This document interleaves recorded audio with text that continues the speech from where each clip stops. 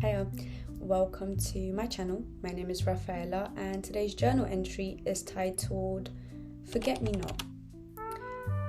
This piece of writing wasn't supposed to come about really, it came by an accident.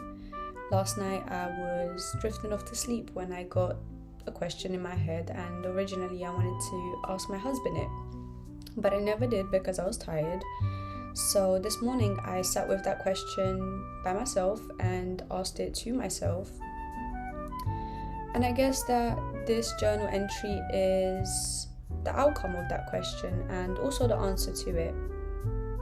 The question at hand was, if I was to wake up tomorrow and not be able to remember anything, what would you say or share with me about myself that might help me regain that lost identity back? So today I would like to read out to you what I have written up on that subject. If memory is a garden, then forget-me-nots are the flowers we plant, hoping to never lose ourselves completely.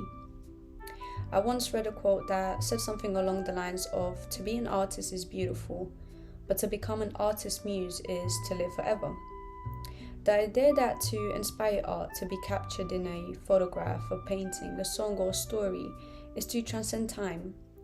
But the more I think about it, the more I develop this belief in the importance of becoming your own muse, into turning your lens inwards instead of outwards, and instead of documenting everyone around you, to honor your life and document your life for yourself through photographs, through writing, through whatever medium that speaks to you. It would be a way of saying I'm here and I mattered. And it's not about the vanity or performance of it, but rather for the preservation. It's about creating something that allows us to remember ourselves and also leave something behind so that we are remembered by others. When I was young, I wanted to become a photographer. Not the kind who shot high fashion editorials for Vogue or worked in glossy commercial setting, but something that had much more weight to it.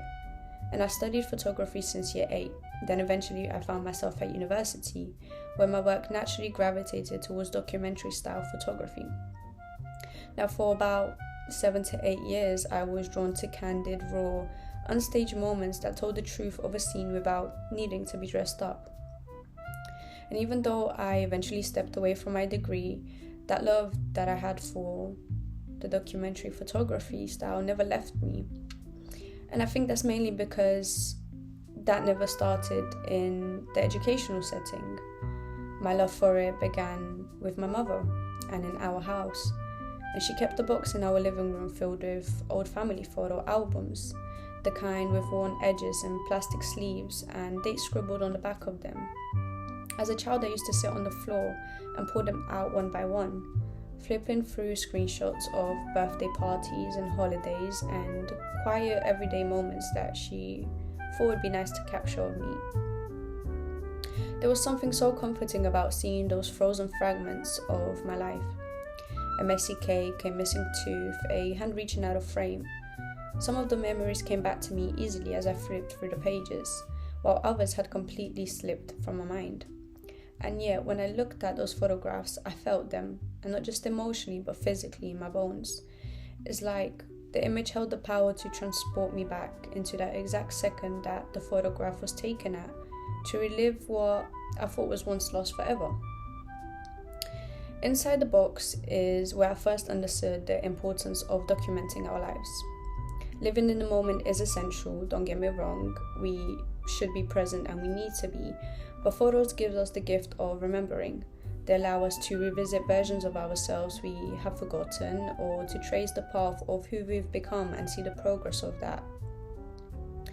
I've come to the conclusion that if I were to ever lose all my memories of who I am, I wouldn't ask anyone to tell me about myself or about my life.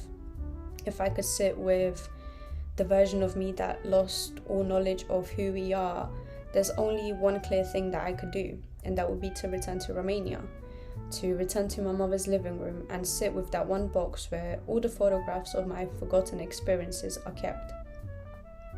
There, I would find all the versions of myself, the fragments of who I used to be, and perhaps, because in this scenario I've lost all memory, I still wouldn't remember anything. and maybe my face will remain blank and I wouldn't be able to make the connections in my head, but I know for sure that I would feel something deep within my bones. Even if the memories have faded, I know for sure that they would still live within my body. I believe that throughout our lives, time has a way of quietly slipping through our fingers.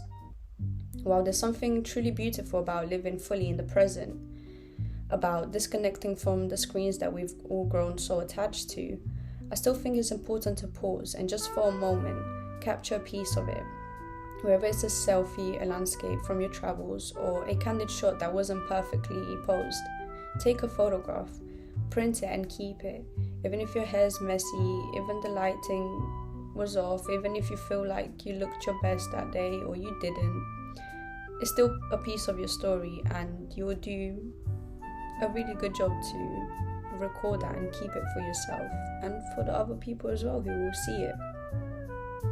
So take the time to create a physical album, not just for yourself, but for your children, for your grandchildren, and the generations still to come.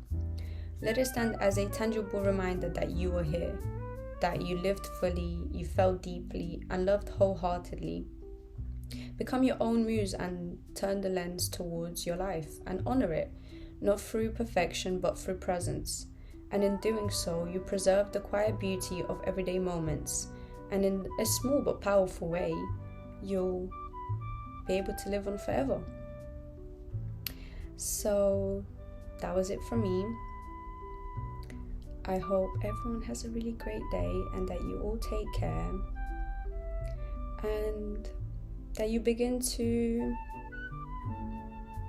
create an archive of your life in a way where you're able to not only look back onto those memories, but you also allow others the chance to look into that and to look into who you are and how you lived your life. And yeah, that's it from me. Bye bye.